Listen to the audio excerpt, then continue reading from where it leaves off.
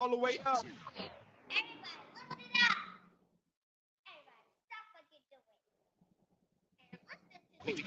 Alpha male. What's happening? What's happening, everybody? Ladies and gentlemen, you already know what time it is. It is me, he is I, and I am him. I am he that they call the Alpha Male. What's going on, everybody? Hello. How you doing? Check out the message in the background. Yes, it's important. It pertains to you. What's going on, everybody? Y'all know what time it is. It is me, he is I, and I am him. I am he that they call the Alpha Male. Welcome to AlphaMale Sports. For today's edition, happy Wednesday, happy everything to everybody involved, man. I'm just excited to be here with you guys. I'm definitely decked out in my Benedict College regalia. You know, I normally whip this vest out for happy occasions, and of course, what's going on right now is really exciting. This weekend, we got the SIAC championship going down this weekend here in Atlanta. Yes, sir. Give me a hand. Yep. That's going on this weekend. This weekend at Lakewood Stadium, the Benedict College Tigers taking on the Albany State Rams. So I'm really excited for that. We also do have Dwayne Walker, who is well, let's go ahead and show that. Yeah, the championship, Benedict College versus the Rams. Let's give him another round of applause. But Albany State versus the Benedict College Golden Tigers. Pretty excited for that. Very excited for that, first of all. But just want to give you guys just an update what's going on between them, the Rams, the Tigers. But we definitely have an action-packed show today. Of course, we got Dwayne Walker.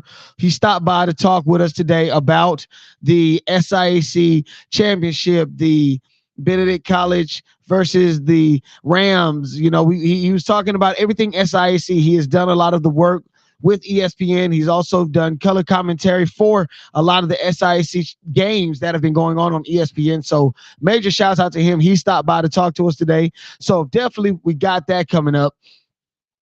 We also have Jarvis Davis, an Atlanta Falcon insider reporter, or an inside reporter.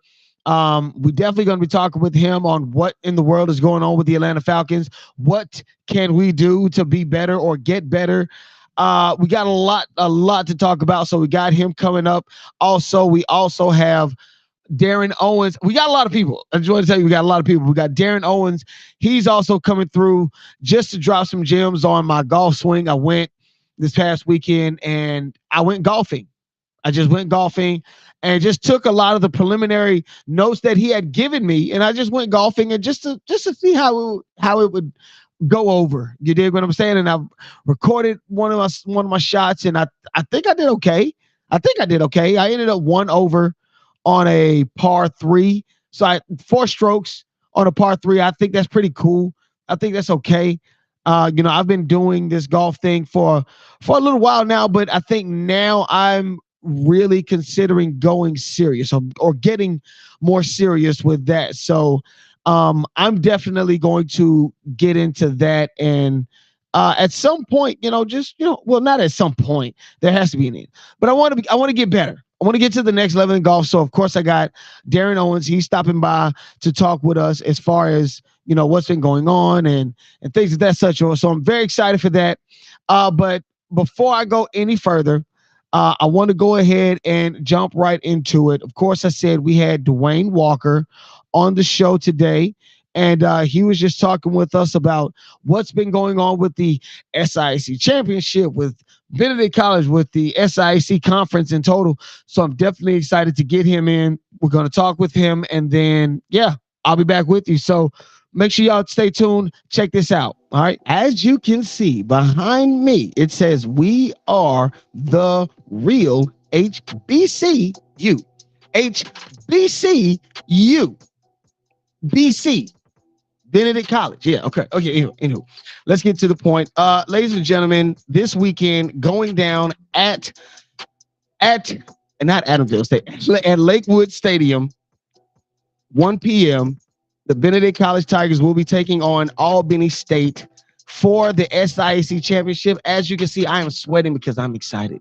I am excited, and I got somebody on the show with me that's going to give us some better detail, some in-depth detail about this weekend's game and what's going on. Ladies and gentlemen, let's go ahead and bring on brother Dwayne Walker. How are you, good friend? Hey man, I'm doing well. How about yourself, Walton? I'm excited. I'm excited, and I'm just ready to get this weekend going, man. Yeah, you and I both, man. Great to be here on Alpha Male. Thank you, man. Thank you so much for being here with me. Like I said, I'm excited, and I know that you have had extensive experience this year, specifically with the SIAC, with Yeah. um, with just black college football all in general. Just real quick, give us what you have seen this year. Talk to us about where you stand as far as the SIC conference. For those that haven't even watched any SIC football, I know again you've had front row seating for almost all of the games this year. Just give us your synopsis of the 2023 season.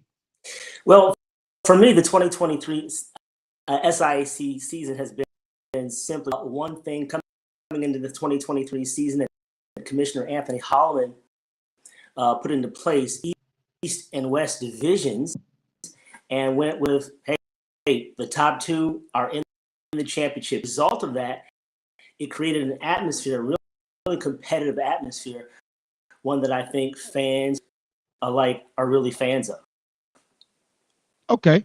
And for that, because I know, yeah, I think it's a 4-4-2 lineup or something like that. And that was the one interesting thing. Well, it's real simple. The two teams with the best record at the end will represent in the championship game. So this year's combatants obviously will be Benedict College, I might add, who have won a school record 22 regular season games. The Albany State Golden Rams, a team that, if you ask me, kind of backed the IAC championship. But hey, it is what it is. Thanks to Miles defeating Tuskegee, it enabled. It's what opened the door for Albany State to be able to represent something they haven't done in a couple of years since Coach Gardini was there.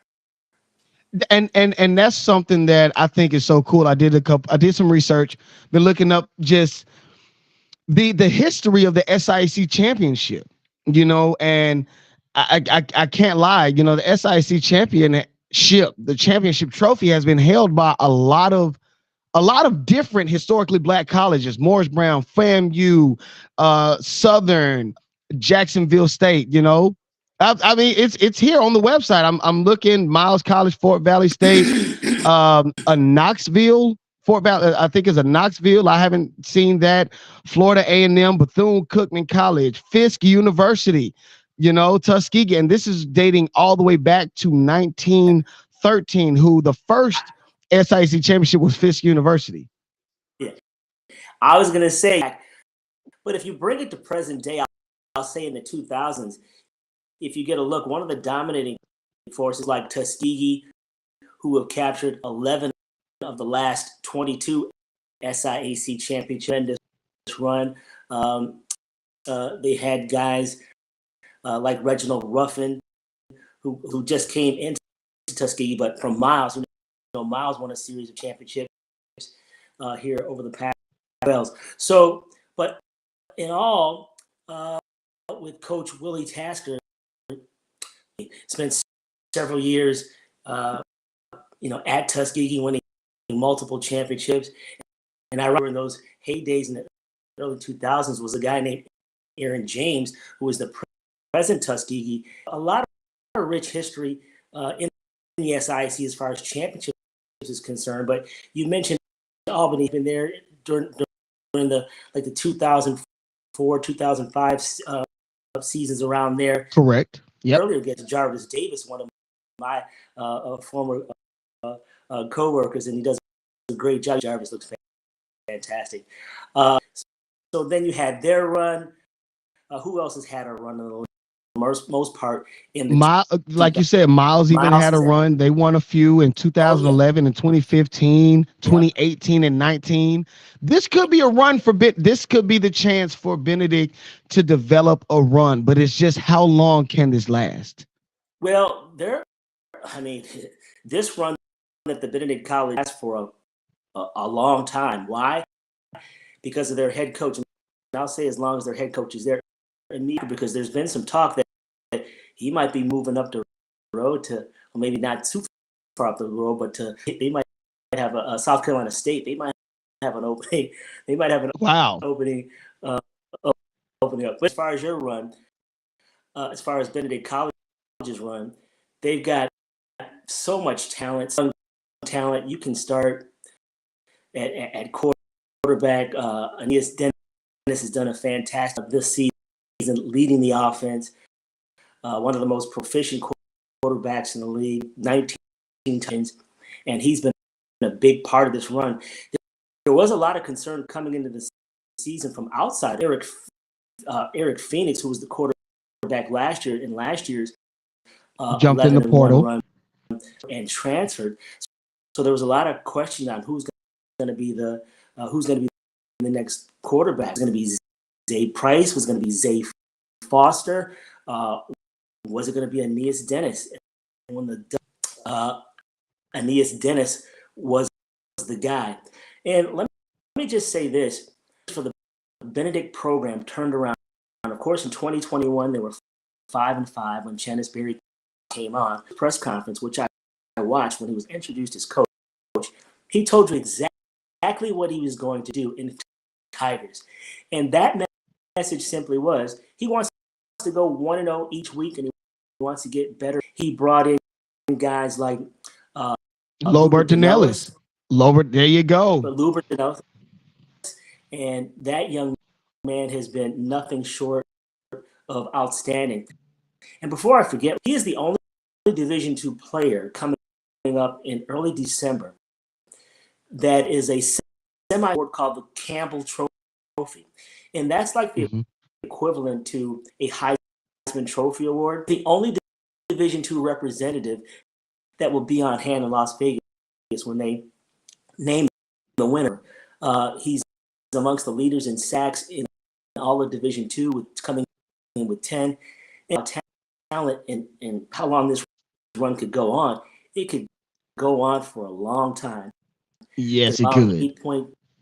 8.3 points per game on defense, which ranks first. Their defensive coordinator, Jordan O'Daffer, has done a remarkable job of developing those guys. Just guys all over the place.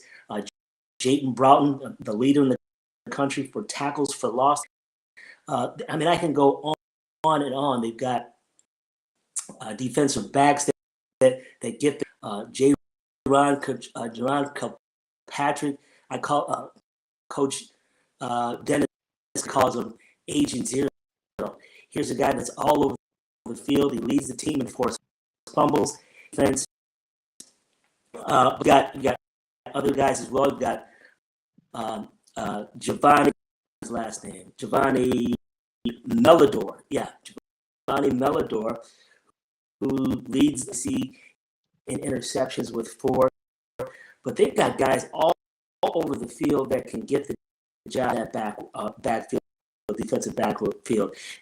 There's Joshua Howard, a big 6'2" prospect, who finally got his first interception of the season in a game that I did against the Savannah of the SIAC season. And he is a legitimate NFL. Like I said, the list goes on and on as it relates to this team. It's solid with DeAndre Duhart doing his thing. The wide receiver extraordinary. Jalen Jones. Who else do they have? They have named Caden High, who's really coming on out of Grayson High School. 6 touchdowns so far. This bright spot as well. But like I said, you can go on and on about the young talent. There's a young Barker who I want you to look out for. This kid is in Kell High School, wrestler, strongest guy on defense, and to see his offensive player, his opposite off of the ball is nothing there. The guy is astounding, and he's just a freshman. So they've got the ball, like I said, that are young, that are developing, that are going to make a big impact at Caden High, who I mentioned. John, even on special teams, there's a young man named Akeem Durant who just special teams unit a couple of weeks back, but he made an immediate impact returning the football on a kickoff return for a touchdown to really spark the second half of play against Atlanta State. Benedict actually trailed one of the few times they've actually trailed so far this season. That was actually, I will say, that was one of the Benedict Tigers' first road tests this season. Make sure real quick, I want to do some home insurance real quick. Make sure that you guys follow Dwayne Walker at D Nice Radio. A lot of you don't know, but I used to be his producer back in the day, so I can never listen to the D Nice mix without thinking of D Nice. You dig what I'm saying? I can never think about it without that. And also make sure y'all follow Dwayne Walker on DwayneWalker.net, DwayneWalker.net. Listen, he has a lot of insight. And as you can see, the wealth of knowledge is spilling out. He knows a lot of these players, and you're able to spit it out. But I got to talk about across the street. I got to talk about the Battle of Harden Street. Now, at the end of the season, Benedict played up against Allen University. And, my wife had brought it up to me. She was like, you know what? I'm going to support Allen University. Why? Because it's Allen University. You dig? And this year they have said that these guys have, let's say the head coach has definitely galvanized this team and almost brought it to the point where they were able to win and have a 7-3 record, which is an incredible improvement for Allen University given the size of the school.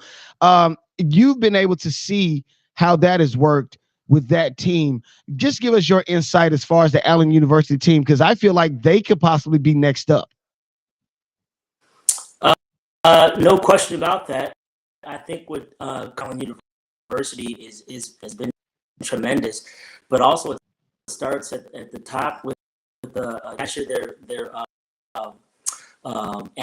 athletic director, and he's been such a big proponent.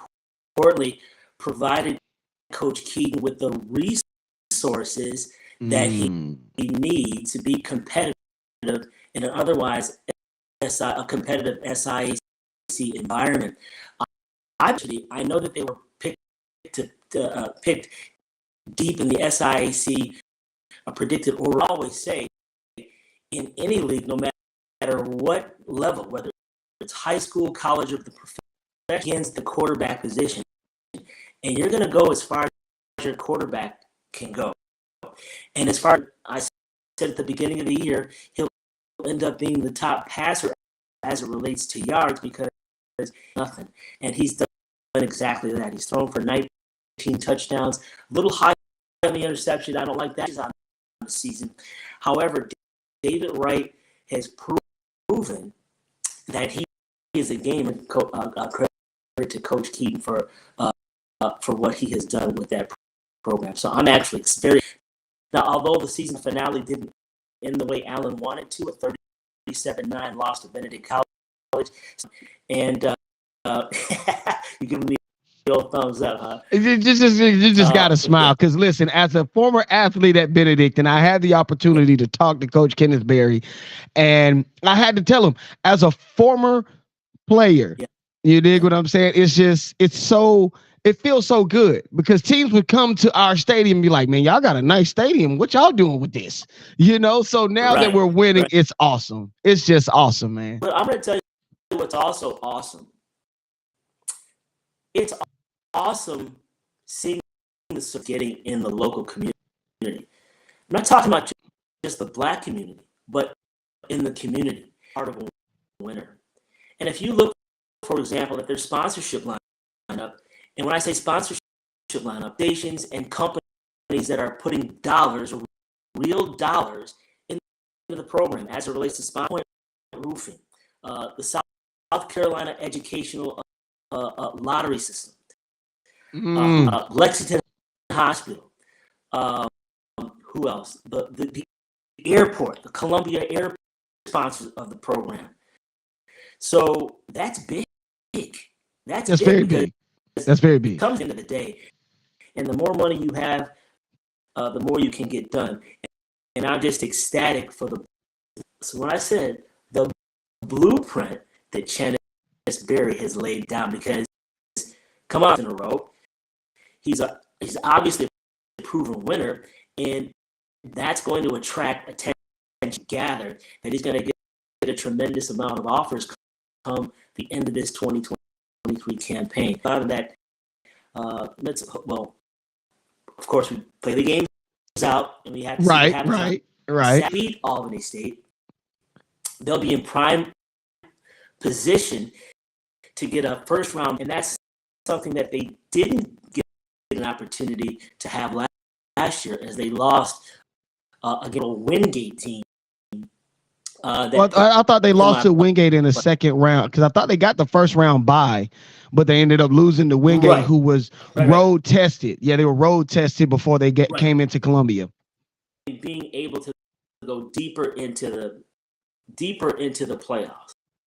For sure. Yeah. And like I said, Wingate is no slouch. They're a very good program. They entered this season defeating Albany State in the first game of the year, but you got to give they've done under their first year coach Quinn Gray, how he has came in and took over for Coach Gard. Like I said, even though I feel they kind of backdoored in the playoffs, but they still handled their business. You follow what I'm saying? So you have credit for that.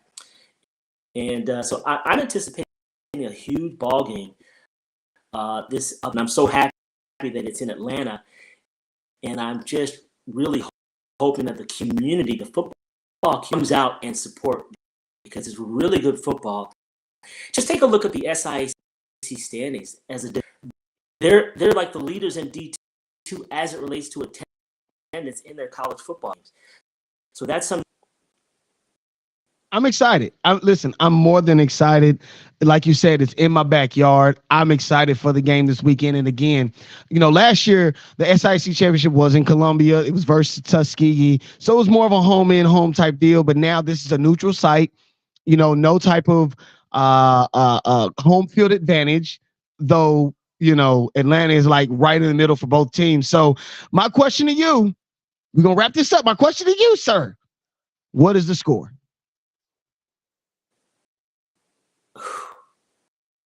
And not tell you who's going to win it. I'm going to go with. Wait a minute. Say that again. Say that again. Wait a minute. Let me get a round of applause. Did you say 55 to what now? 55-7. I didn't say who was going to win. I just said 55. I'm going to keep it neutral. But I can at least give a score, right? Yeah. Because listen, I had Jamie Walker, and surprisingly, Jamie had called out the Jackson State versus was it South Carolina State? Yeah. No. It was the South Carolina State. It was the last Celebration Bowl that Coach Sanders was in, and he called it out. He said that South Carolina State was going to win. You're talking about 2 years ago. So 2 years ago, it was South Carolina State, Jackson State. This past year, it was North Carolina Central defeating Jackson State in that. Right. So he definitely chose South Carolina State last year, or the year before last. And I mean, listen, keep in mind, Walter, I didn't say who was going to win. Now, keep in mind, because how about that came down to special teams? Now, if there's a weakness for the Benedict Tigers, it could be as it relates to special teams. That punting game is not. They're near the bottom. I want to say they're 12th in the conference in punting so far this year, averaging only like 31 yards a punt, which ain't going to get it done. Wow. But Tom Pinion, he's a very good field goal kicker, 14 and 16 on the year so far. So he has kind of punting duties as of late. While you look on the other side, Albany State, they've got two of the best as it relates to the kicking game. Gilbert Brown is averaging 42 yards per punt. So is Eli Mashburn, their kicker, who's very proficient. And if it were a close game, but notice I said 55-7. Right. Maybe they'll come into play. Maybe they won't. But if they do, it could come down to a kick. Who knows? And who knows? Like I said, listen, it could be based on injuries. One could argue that Banu, who's the Albany State quarterback, took over for a young man named Isaiah Knowles, who got and who knows what Albany State could have looked like had they had their regular duration of the season. Here's a young man, Isaiah Knowles, he was SIAC Player of the Week on one occasion. So again, it starts at that quarterback position. If you have stability at that position, you can do a lot of damage in this league. My man.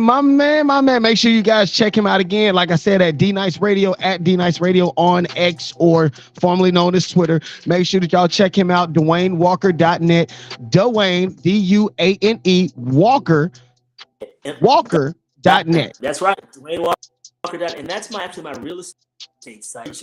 People to tap into that. What we try to do is serve under populations and communities and get them into their homes. Home buying is a very you want to be a home owner. It's economically empowering, and that's what Dwayne Walker. We try to empower underserved communities. Well, hopefully we can empower the Benedict College Tigers to catch up to that 55-7 win. Just a little bias. That's all. Just a little bias. Yeah, just a little bit. And, unfortunately, the Albany State University Rams are going to be the underserved community. But that's okay. We're going to serve them this butt whooping on Saturday. Ladies and gentlemen, that is Dwayne Walker. Of course, I am he is I, and I am him. I'm he that they call the Alpha Male. I am appreciative of brother Dwayne Walker. And we are out of here. Make sure that you guys stay tuned. We got another interview coming up with Jarvis Davis.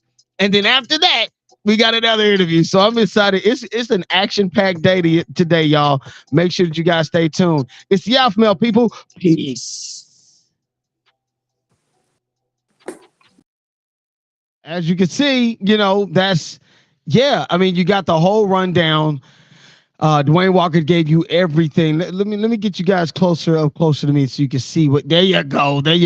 As you can see behind me, we are the HBCU. You dig? So I'm definitely excited for the Benedict College Tigers this weekend. Again, is at Lakewood Stadium this weekend, and it is going to be at 1 p.m. on Saturday. So make sure if you have plans on getting here, get here. I know that the Benedict College people, it's like in the middle for both Benedict College and Albany State. So this is perfect. This is really perfect. Now, before I go to the interview with Jarvis, I want to talk about something that really chapped my ribs on this one. It got on my nerves. I'm scrolling through whatever site I'm looking at with my wife, and we're sitting here just kind of scrolling through, nothing too serious, and we come across something that was on ESPN.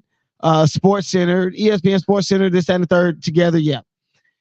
And this was as of a day ago. This is like 1 day ago on Monday. They released this. They said that they believe this is the top 10 teams in the NFL. I want you to look at this because I would adjust this, but they said the Kansas City Chiefs, they're number 1. Baltimore, they're number 2. Bills at 3. Then you got San Francisco at 4, which I'm still confused. You got Dolphins at 5. It's going off the rails here. Now you got the Dallas Cowboys at 6, and finally you put the Eagles at 7. Then you put the Chargers at 8. This is so Incorrect, in my honest opinion. You got the Bengals at 9, and then you got the Jaguars at 10. First of all, let me go ahead and start off here. The defending champions are the defending champions. I don't want to move them from their position. But if you have the best record in the NFL, wouldn't that classify you as being the best team or possibly the best team in the NFL? How is it that the Philadelphia Eagles have they laid no claim to the top 5, yet they have the top record in the NFL with a 9-1 record. As a matter of fact, they beat this team. You dig what I'm saying? And then they also beat this team. The last 2 games that they had to play. So again, I mind you, how in the world did you put the Eagles, the Philadelphia Eagles, at number 7 behind the Dallas Cowboys, the Dolphins, San Francisco, and the Buffalo Bills? Now, I would even go as far as saying, okay, maybe you have some AFC type bias. You see that the Ravens are dominating their division, and you feel like Kansas City, they're the defending champions, so they automatically get a birthright, if you will, to that positioning. But again, 7. Okay, let's even get off of them. I honestly feel like the Chargers will be on the outside looking in. I would definitely put the Jaguars at possibly number 7 or 8. I'd move Miami. So if I'm moving the Philadelphia Eagles up to the number 2 spot, I'm moving the Miami Dolphins to the number 3 spot. I'm moving I would say I'm moving the Baltimore Ravens to the number 4 spot. San Francisco at number 5. Dallas at 6. Buffalo at 7. The Bengals at 9. Chargers at 10. That's how I see it. But I just don't see how they even came up with that list. I'll post it again on my Instagram and on my social medias.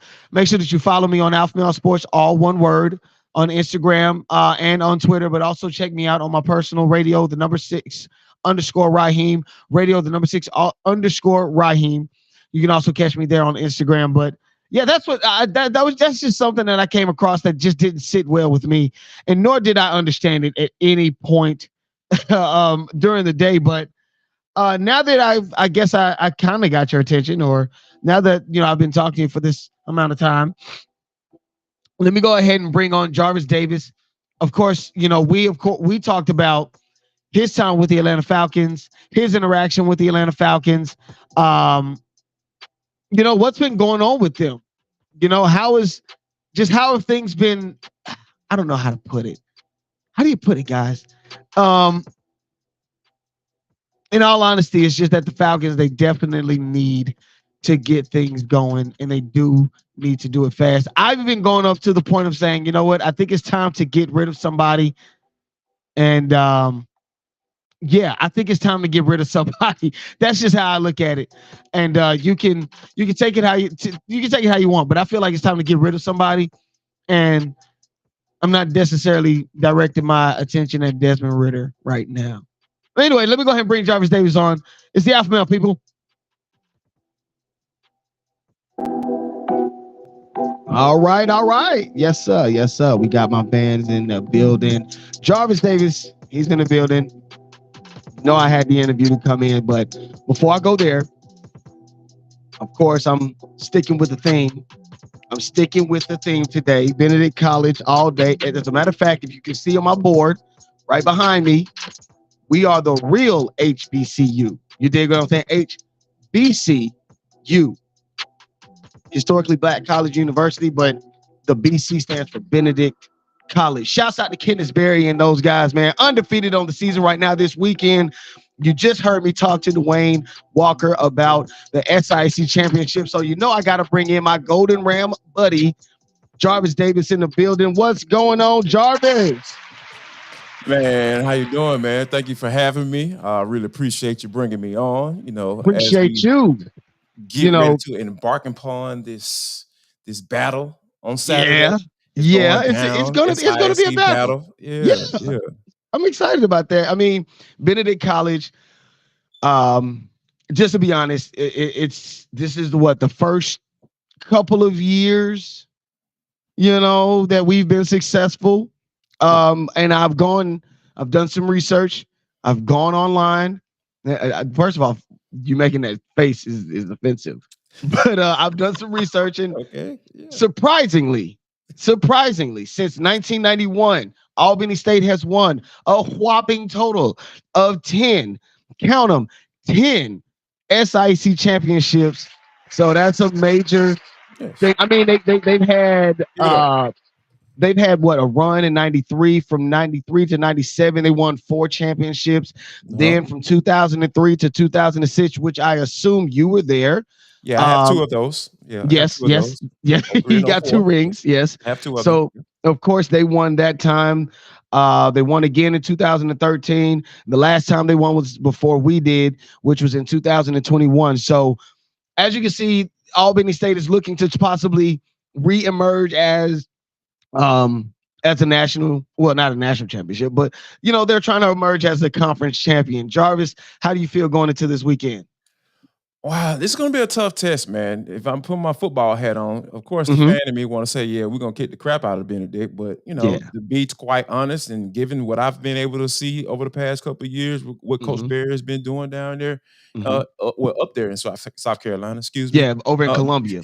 over in Columbia. Yeah, so I think that this is going to be a tough matchup for Coach Gray because obviously he's in his first year as a head coach of the squad. So it's going to be, it kind of struggled. It was a battle against Fort Valley. So I mean that's always the case for the That's most part, always the case. regardless the record, because it's a big time rivalry, the blue and gold Super Bowl. Yeah, it goes down, but for me, I think this is going to be a very tough matchup for the Rams because, like I said, Coach Berry has been doing an excellent job of getting those guys in Columbia ready to roll, and they've Yeah. been going. And I think that for them, a conference championship, yeah, that's cool. But I think more so the focus is going to be on them, but what they do in the playoffs because Mm. that's that next level stuff that you They don't want talk from the about coach it. standpoint. Yeah, yeah, They don't that's talk how you about it that get often. eyeballs on it. Yeah, yeah. Now, before we go any further, I always do this whenever I have my esteemed guest Jarvis Davis on the show. First of all, we got to make sure that you guys follow him at Jarvis D90 on IG. Did I get it right? Yes, Jarvis D90. The D yes. stands for D lineman. 90 is the number that he wore in college. I'm not stupid. We get Yeah, it. see the But jersey right there. Yeah. but yes, Jarvis D90. And make sure you guys follow him on Instagram. Super dope guy, man. He, Tanisha Batiste. We got a long laundry list of people that we are connected to throughout this sports thing. So it's definitely good to keep people like him in our wheelhouse. So now that we've gotten the home business out of the way, I brought him for a specific reason. I brought Jarvis in for a specific reason. If you look behind him, you see multiple jerseys. You see the Atlanta Hawks jersey, which they are in season right now. Mhm. You see the Atlanta Falcon jersey. We will get to that. We see the Albany State jersey. So there's a thing I like to play, Jarvis, Yeah. and I want to bring you in on this because I know that you would appreciate this. You've had your experiences with general managers. You've had your experiences with ownership, head coaches. You've been through the ringer as a reporter in the Atlanta area. So Yeah. let's play GM for a day. That seems fun. GM for Yeah. a day. Let's do it. Let's do it.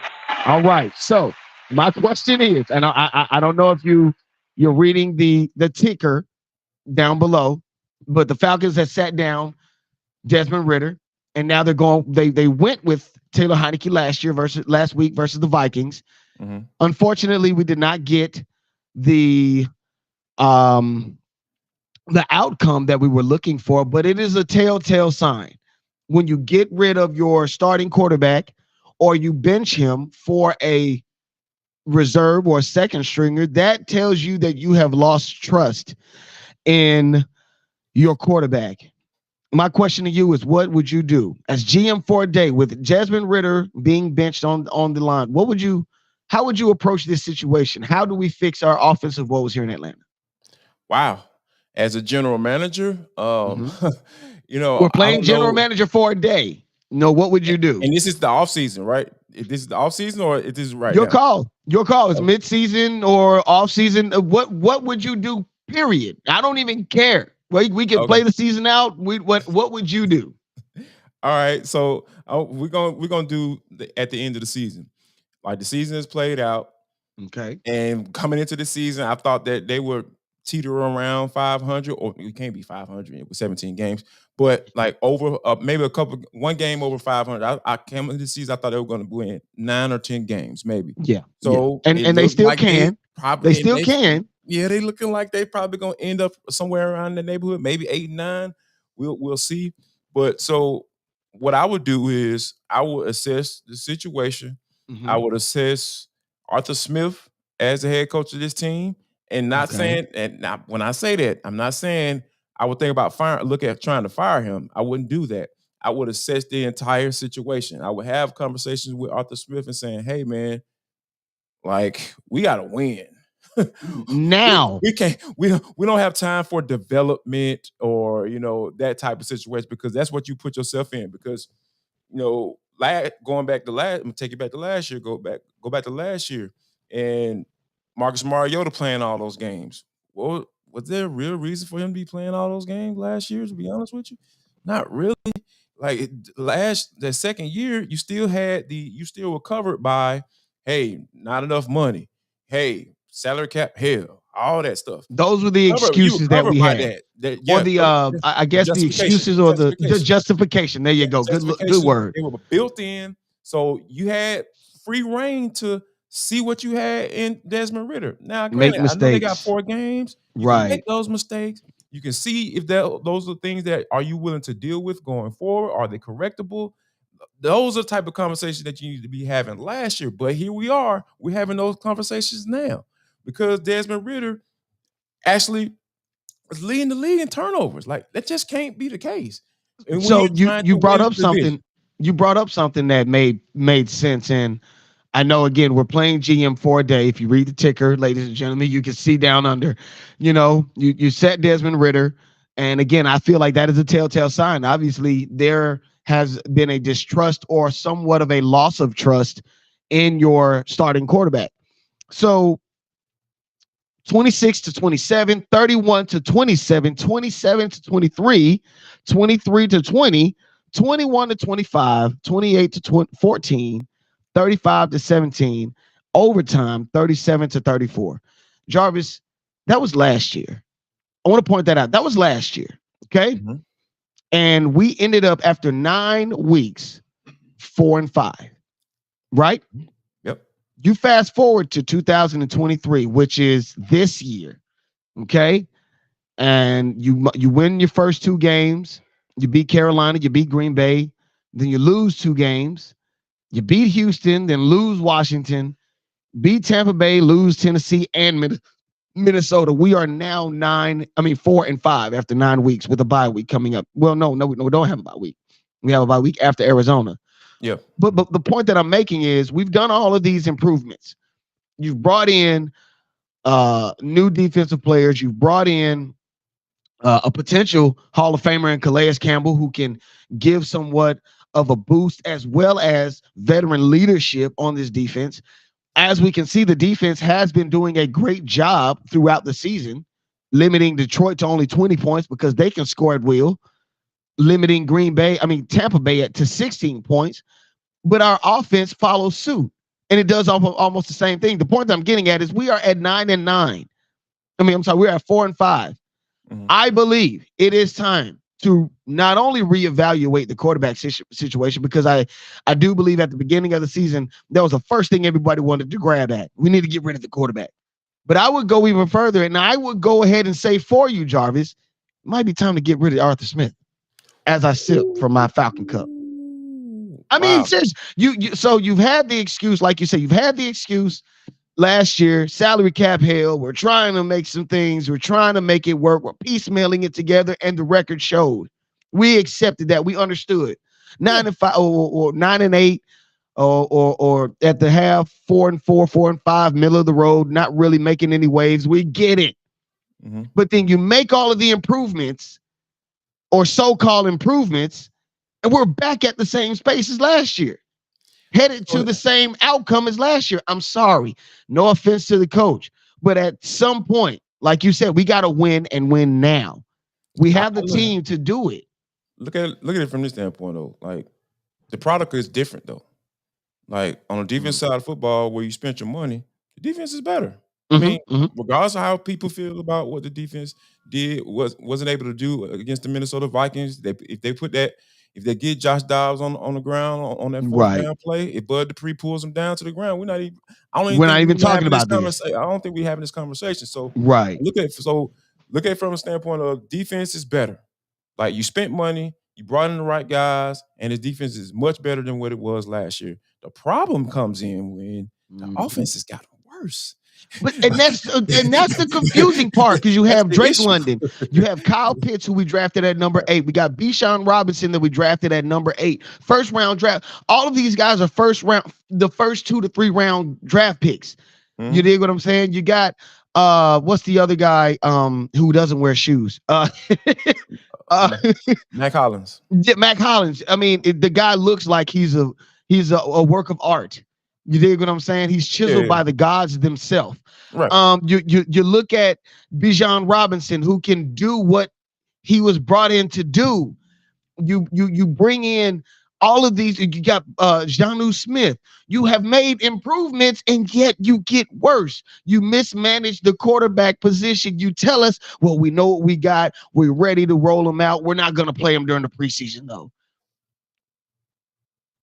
I know that our fan base might be asking for a lot from time to time. I know we do, but in all honesty, I really feel like it's time to reevaluate the head coaching position.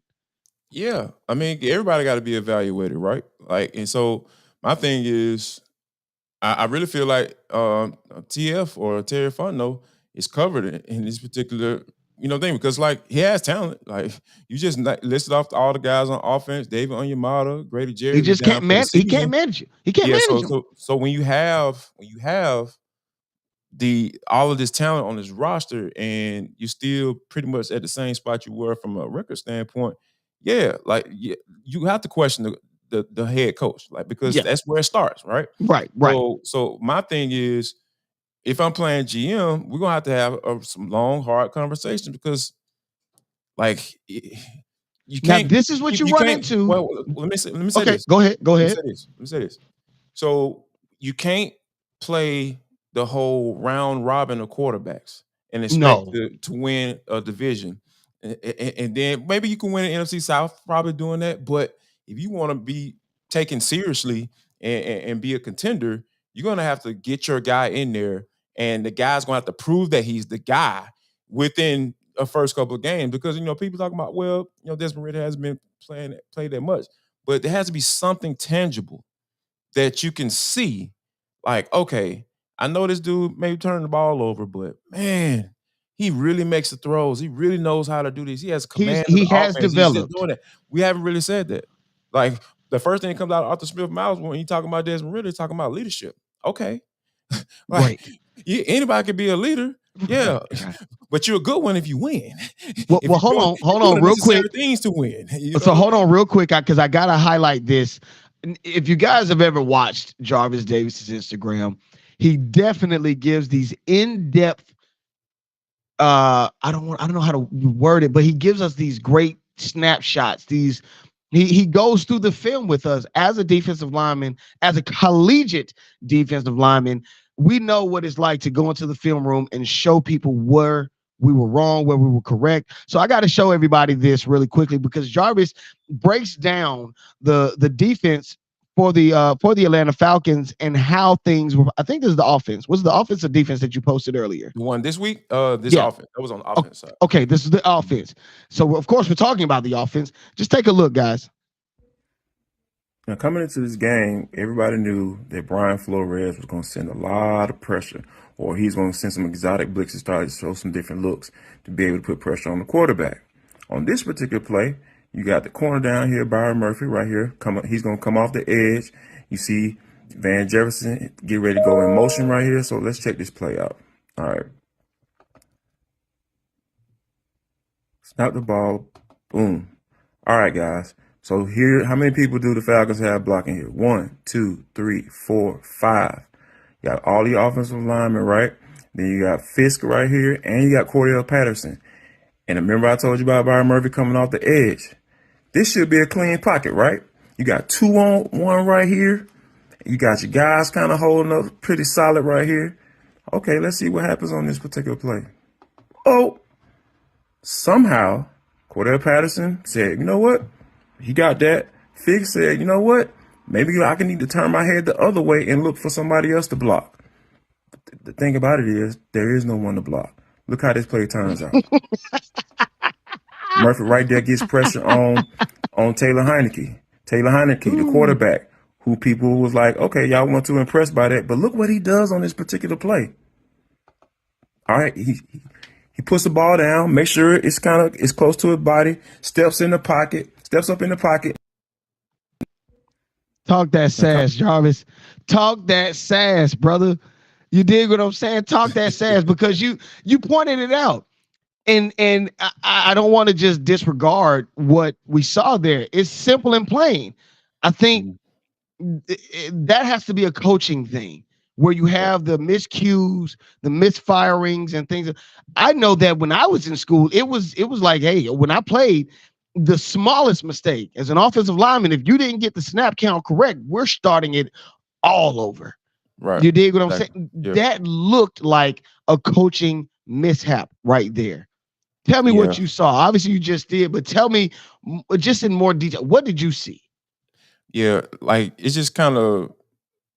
I just wanted to kind of give people a peek into like how this offense has been so dysfunctional, because like the end result of the play was, Taylor Heineke, he ended up making the completion, but just two little mental mistakes where two guys probably assumed the other that I was gonna ask too, but I was gonna ask if Patterson was supposed to spill out of the backfield into the flats in order to be that third or fourth option for Heineke to dump it off to, in case there were nothing downfield. No, I thought it was just a slide protection, in my opinion, because you saw all the five offensive linemen, they had slid down, and then Fisk and Patterson kind of showed themselves on the front side of that play. So I assumed it was a slide protection, and then you had 2-on-1. It was the right protection. The right protection was in place. It was just a matter of like two guys couldn't get one. And you talking about a cornerback. We ain't talking about no safety, no linebacker, no lineman. Like that should have been taken care of regardless of the fact. So you have a mental mistake. Like, yeah, that could be on coaching, but yeah, that could be on the player too. So that was my whole point, just bringing that out. But we haven't seen, we ain't see that out of Cordell Patterson for the time that he's been here. We haven't seen that. You dig what I'm saying? We haven't seen that. Again, you make the improvements. You add some of the players. You get a rookie phenom in Bijan Robinson. So what everybody's been telling us, and yet we're still at 4-4. I'm sorry. There's somebody got to go. And and to be honest, this isn't an either or for me. Get rid of both of them, the head coach and the quarterback. In all honesty, scorched earth. Yeah, I am making the statement here. I'm making the claim here. Be able to hire one coach. Like, come on. I mean, I'll say this before we go. I had somebody tell me this is what you get when you hire your head coach before your general manager. That doesn't make sense. You can't. That doesn't make sense, in my opinion. That's a fair point. You get your head coach before. Now you're giving onus or power or prowess to your head coach over your general manager. You're in the front offices a little bit more than I am, but I mean, at some point, I agree. The fans aren't stupid. Yeah. The fans aren't dumb. No. And I think we see what it is on the field. Again, I picked the Saints to win the division because I don't believe in this regime. I don't believe in this quarterback. We're kind of in the middle of the pack. Yeah, we own the number one spot in the division, but I don't think we have a grip of it. Yeah, Saints are in first place right now. So Falcons actually one game back. So. So now see. We'll see. We'll see. Yeah, we'll see. Yeah. Ladies and gentlemen, you already know what time it is. It is me. He is I, and I'm him. I'm he that they call the Alpha Male. That is my buddy, my best friend, my defensive lineman, partner, Jarvis Davis. We gonna check back in with him next week after the Benedict College Tigers, the real HBCU, Win puts or a lose, whooping I'm on the. back, man. I'm coming back. Win or lose, it don't Okay, matter. all right, we gonna talk. We gonna talk about it. Shouts out to you, Jarvis. Appreciate it, buddy. My man. All right, y'all. This is the AlphaMale. Gentlemen, you already know what time it is. This is me. He is I, and I am him. I'm he that they call the AlphaMale. It's getting late, but either who. Got one more interview coming up. And I definitely want to jump to that because it's really good. Good interview. You've already seen him if you've been watching the show, if you've been keeping up with me, but you've already seen him. Darren Owens from Next Level Golf.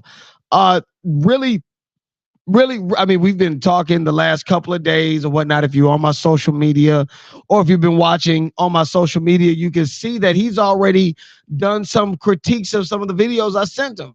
I sent him a couple of videos, and just to see what he thought about it, or what he thought could be different and stuff like that. So kind of excited about that, him working with me and this, that, and the third. But well, he's just going over with me, a certain swing and stuff like that. I told you I went golfing last weekend and kind of had some fun, and so I wanted to show him, hey, this is what I've been doing in my spare time. What advice could you give me? And also to the viewers, because listen, if you are getting into golf, if you like golf, if you're interested, go for it. Legit, go for it. It's rewarding. It's peaceful. It's dope. I think it's a great sense of therapy. So feel free to go for it. But either way, this is the interview. Darren Owens, Walter Pollard, the Alpha Male. Check it out.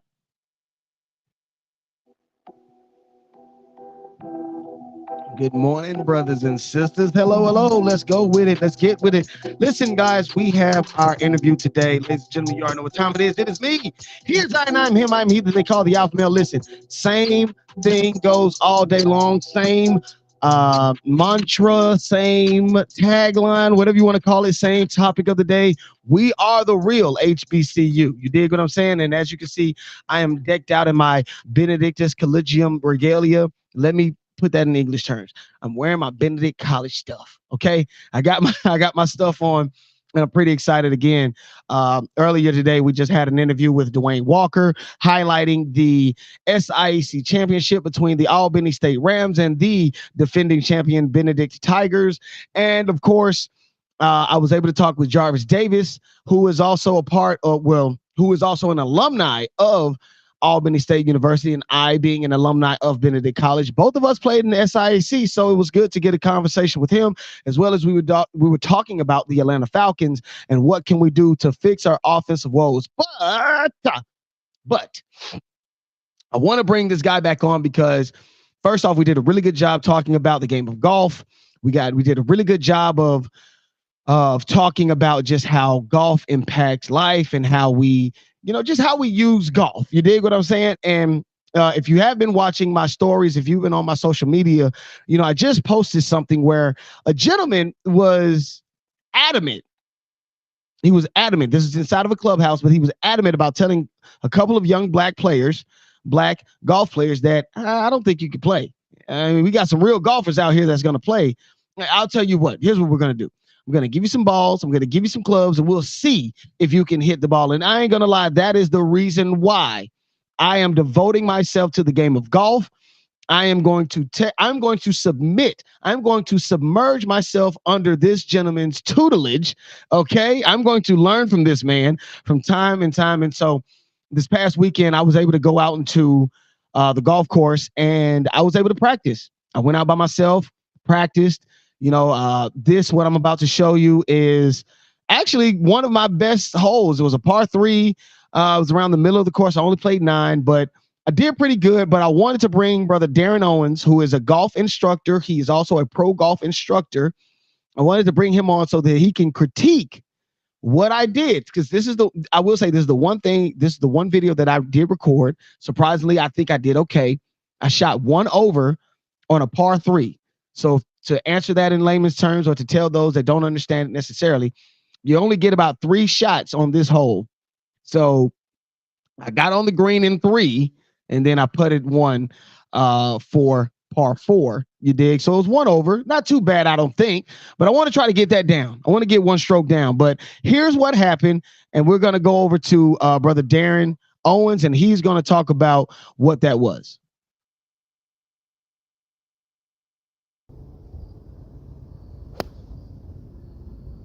Good shot.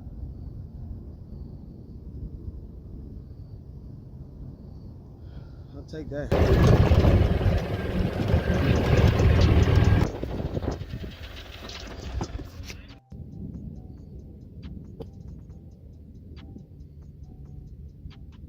Okay.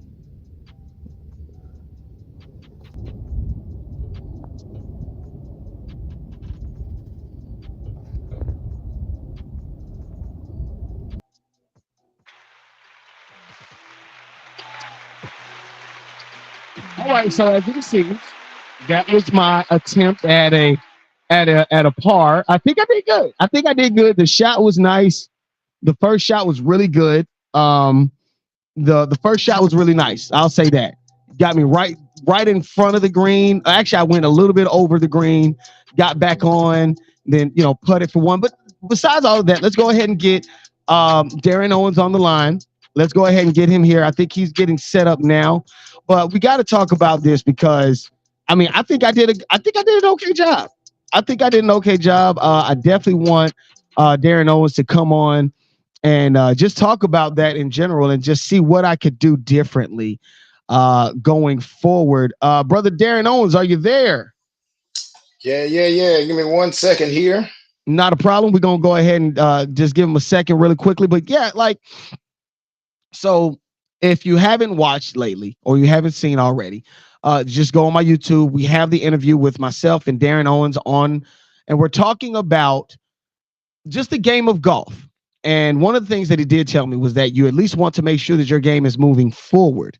You're progressing forward. And what I did see on the golf course was that there were a lot of gentlemen that, you start off and you might swing and the ball will go to your right, or the ball will go to your left, or the ball will just go all these different types of ways. And in the game of golf, if you can move forward, if you can consistently move the ball forward and the game goes forward, it's a lot easier, less stress, and more fun. And I ain't gonna lie, my time at the golf course last week was quite fun. I went out completely cold. I didn't want to go out. I just felt like, all right, just go out there and work through a lot of your mistakes that you're making. But we have Darren Owens on the line now, and we're going to go ahead and bring him on. Brother Darren Owens, how are you feeling, my friend? Hey, man, what's going on? How you doing? I'm pretty good. Now, I just played the video. I'm sure you saw it. Yep. And I wanted to bring him on. First off, guys, make sure that you guys are following Brother Darren Owens on Instagram at Next Level Golf. That's correct, right? Next Level Golf? Mm-hmm. Yes. Next Level Golf, all one word. Next Level Golf Instructor. My apologies. Next Level Golf Instructor, all one word. And also make sure that y'all check him out on Ball Strikers. Yes, Ball Strikers. Really good organization. I can't wait till the next season where you guys get started. I'm gonna have to see about getting a part of that and shooting for that red jacket. Yeah, man. Absolutely. A lot of good things going on there. That's what you want. You want to learn this game and then connect yourself with some guys that can help sharpen your game, because iron sharpens iron, man. When you get together with other brothers or whoever to play golf, you learn from each other. It's cool to go out by yourself, but when you play with other people, especially guys that are better than you, you learn from those guys. And so, man, Ball Strikers is an amazing organization, and we sharpen each other. We're doing some great things in the Atlanta area, and getting ready for our end of the season banquet. And need to talk to you about that. I'd like to have you to join us at our banquet. So we'll talk a little bit. I'm with it. I am with it. Yes, sir. I am with it. We'll definitely talk on the other side of this line. But we got to get to this whole. I'm gonna play it one more time. Yep. And I just want you to have your natural reaction, and just tell me what I could have done right, what I did do right, what I did wrong. I don't care.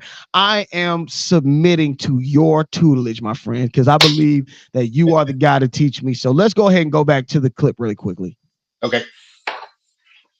So as you can see, I'm gonna talk a little bit through it. As you can see, nice swing off the par 3. It kind of hooked it a little bit. I'm glad I didn't fade, because I was fading all day. I was fading all day, but hooked it a little bit, shot just a little bit over the green. The approach was fine. I got back. Chip was awesome.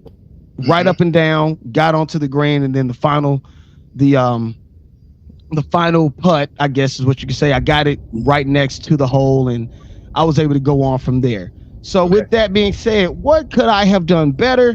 What did I do good? What could I have done? Yeah. You know, like how did that go? Let's talk a little bit through this. So you were playing a par 3, and the goal is for a par 3 is to get it in 3 hits. Right. And par 3s can be anywhere from 110 yards to 190 yards, or even longer. So it varies. But the most important piece to a par 3 is that first shot. The goal is to hit the green. Let's try to get this ball onto the green within this first shot. So I was looking at your shot, and so one of the things that you want to always remember with a par 3 is that you don't necessarily always want to just aim at the flag. Most of these greens are very large, and so what happens sometimes is we make our target smaller than it should be. Actually, your target first should be that entire green. That's the first goal, is to be able to put the ball on the green. Secondary is to try to get it as close to the pin as possible, but at the same time, you don't want to end up with this first shot off the green. So your first shot that you hit, I noticed it did trail a little bit to the left, but if you look at when you took the shot, you were very flat-footed with the completion of your swing. I knew you were going to talk about that. I knew you were going to say it. So you remember when we was talking, we talked about this motion of when you're getting ready to run a race, that move when they go on your marks, get set, go. I think it's at the start line. Yeah. Yeah, that push you do if you're right-handed, you're typically pushing off with that right foot. So just go back to that swing, and right when you took the swing, both of your feet were kind of flat-footed. So that back right foot, we want to take it and have it to kind of the same motion as a sprinter. So we want to take that and push that back right foot. Now that's going to help you with a little more accuracy, and it's also going to help you with distance. So looking at your swing, the contact, the ball striking, all look very good.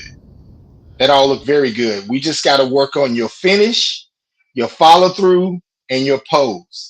You know how all great golfers look when they hit a great shot, right? I think it's sometimes, and this is just my naiveness, but sometimes I feel like that's flash. It's sometimes like you just put that pose in, it's like, yeah, I did that. Yeah. It's a part of the shot. It's a part of the process. You ever seen Steph Curry take a jump shot? He leaves that hand up there. Yeah, the pose of the wrist. All right, all of that is a part of the shot, and it's the same thing with golf, especially with your iron shots. And when you strike the ball, because the contact was great, the ball traveled just a little bit to the left. Contact was great, so all you really need to work on there is just a bit of a finish, follow through, and pose. Again, it's just the finishing with that back foot, a little bit off the ground, pushing forward. Now, I heard you talk about the chip shot, because obviously you didn't hit the green. You was a little bit either over the green, I believe. Right here, I was passing it just a little bit, and I pulled up right on the ball just to see, so I was just a little bit behind it. I was a little behind the green, yeah. Okay, yeah. And so listen, with every par 3, again, the goal is to get it in 3. But if you got it in 4, that's not bad, especially for a beginner golfer. You kind of playing bogey golf, and believe me, that's not bad at all when you start playing this game.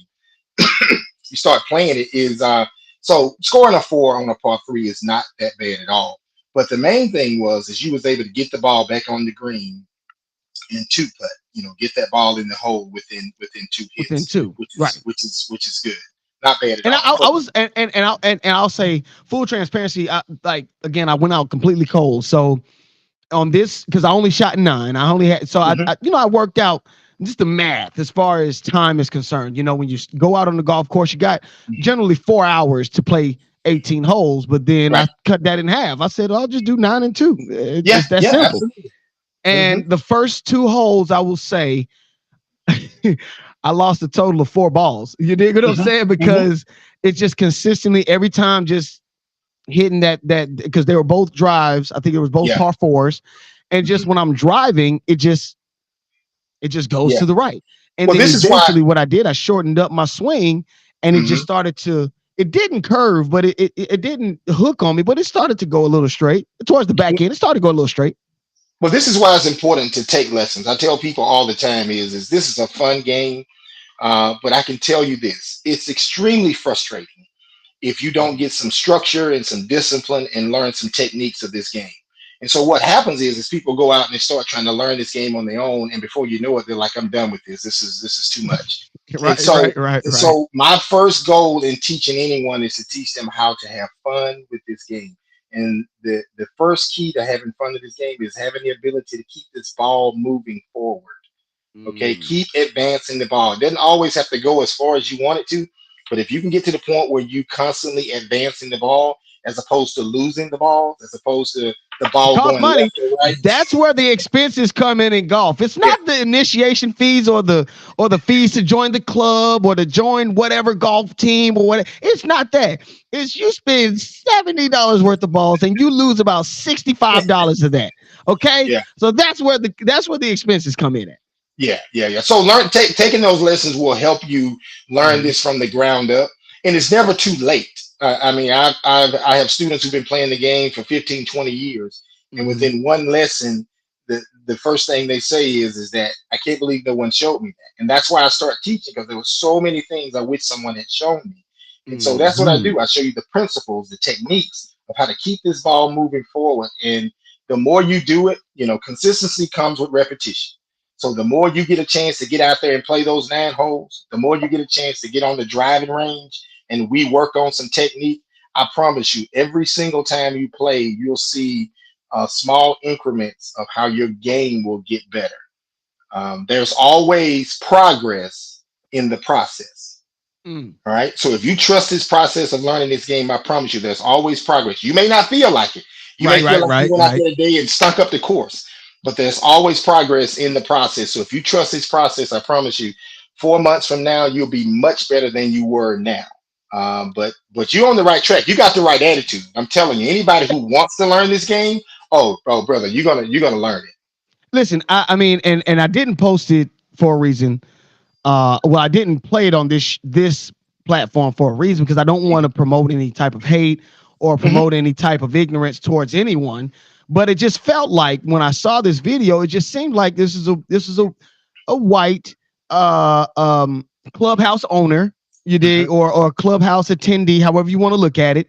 Yeah. And he just flat out, I just don't think you can hit the ball, young man. We'll put it on the tee for you. We'll put it out there we'll check.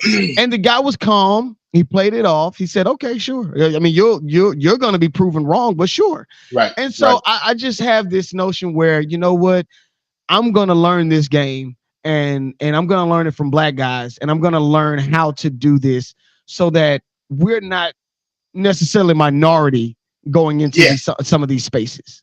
Yeah. Sometimes, man, it takes things like that to really motivate us and push us, because we are competitive by nature. I don't care if we're flipping coins. I don't care if we're shooting pool, playing marbles or whatnot. A foot race, playing marbles, playing cards. We want to win. We're competitive, and so it reminds me of the how I went from one level to the next, and it came from a friend of mine who I played golf with, and I could never beat him.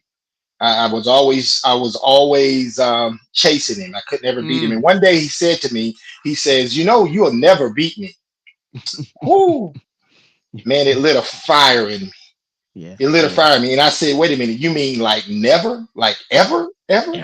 He said, "Yeah." So maybe one day I'll share that friend with you, and he'll come on now and he'll tell you it is completely different. Right. Because at that time I was an 18, 19 handicap. Now I'm a 1, maybe a 0, just depending on what time of year it is. Scratch golf. You're scratch golf, correct? It's so completely different now, but I was motivated by the fact that this guy told me that I would never beat him. In other words, he told me I wouldn't get any better than he was. And so when you hear things like that, it doesn't matter even if it's in life when someone tells you, "Hey, you can't do that, or you can't accomplish something." It lights a fire in you. And from that point on, I took my game to the next level. And for you, when you hear that, that's what it does. It takes you to the next level. Question: did you beat him before, or have you beaten him yet? Oh my goodness, absolutely.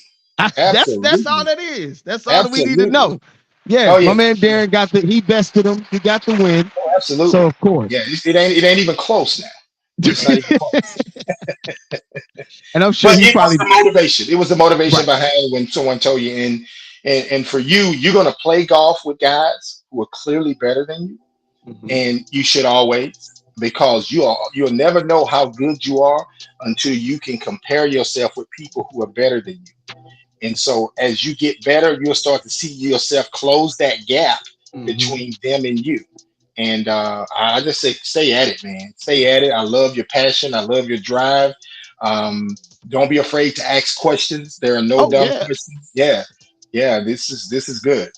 And I definitely wanted to continue. I want to continue to bring you on, and I'm gonna go and practice. Now, first of all, I'm definitely gonna be commissioning you as well, but definitely gonna be going out shooting some videos of practice. Even in my backyard, I'm gonna show you guys some practice shots and things of that such, just to show you. All right, I'm putting these things together. It's a puzzle, and we're Yeah, putting yeah, pieces to the puzzle together. And I definitely want to highlight next level golf instructor, as well as I want to highlight ball strikers, because again, I yeah, don't see too many of that going around, but I want to highlight it when I get to see it. And definitely, yeah, Mr. yeah. Owens, you guys have it, man, and I'm excited to be a part of that. Well, look, man, I'm excited to help in this journey. There's nothing I enjoy more than seeing someone start at one level and going to the next level. There is always another level. It doesn't matter what you're doing. There's always another level, and I want to help get you Now, earlier I did have my friend Jarvis Davis on, and I introduced him to you as far as what you got going on. I introduced him to your page, and he's excited as well. So we'll definitely be chopping it up with you, sir. there. Yeah, man, absolutely, man. Great to talk to you, and let's get out on the course. Let's get on the range, and let's get some work done. All right, let's do it. Ladies and gentlemen, y'all know what time it is. It is me. He is I, and I am him. I am he that they call the Alpha Male. That is Darren Owens, also known as the Next Level Golf Instructor. Make sure that you guys check him out on all his social media, as well as check him out on Ball Strikers or ballstrikers.com. Correct? Ballstrikers.com, Yes, correct? sir. Yes, sir. Yes. Yes, Make sir. sure that you guys check him out. And next season, we'll be highlighting the red jacket. And also, we'll be talking about the ceremony that will be coming up. So, Yep. definitely excited about that. And I'm definitely excited about learning the game of golf, ladies and gentlemen. Let's go, Definitely. man. Let's go. Let's do it. Ladies and gentlemen, this is the Alpha Male. Peace. Peace.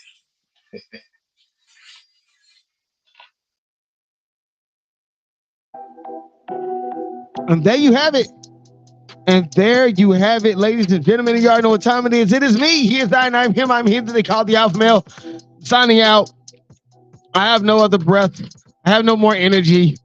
Tired. I have a peanut butter sandwich. I'm getting ready to devour. I'm tired tonight. But listen, make sure that you guys share this with somebody. Send this to somebody. I'm gonna keep sharing this. I'm gonna post some more about this tomorrow. But definitely, I will check you out on Friday. Stay tuned. I will check you out on Friday. Peace.